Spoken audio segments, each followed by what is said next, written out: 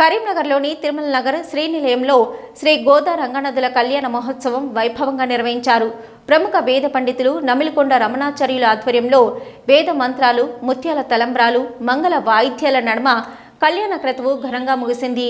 హనుమతి సేవా సమితి భోగ శ్రీనివాస్, దేవనపల్లి రమేష్ స్వామి, కట్ట శ్రీవాణి బృందంచే అన్నమాచార్య కీర్తనలు, హనుమాన్ చాలీసా భజనలు కొనసాగాయి.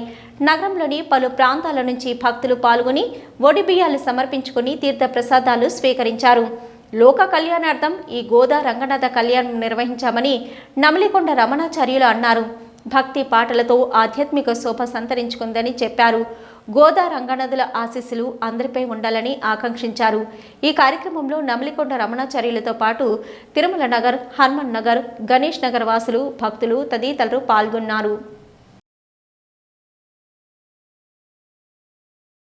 అఖిలాండ కోటి బ్రహ్మాండ నాయకుడైనటువంటి శ్రీ రంగనాథ స్వామిని ఎలా పొందాలి, శ్రీకృష్ణ పరమాత్మ యొక్క ప్రేమను ఎలా పొందాలి అనేటువంటిది ఒక 30 రోజులు వ్రతం చేసి మనకు గోదాదేవి అత్యంత అద్భుతంగా భగవంతుని ఎలా పొందాలో మనకు ఆ వ్రతం ద్వారా చెప్పింది.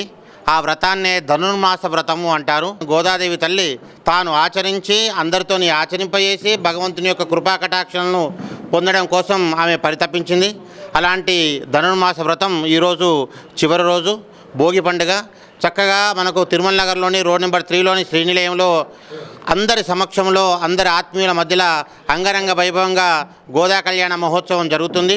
అందరికీ సుఖము, శాంతి, సౌభాగ్యము, ఆనందము, ఐశ్వర్యము వెల్లివిరియాలని మనసారా కోరుకుంటూ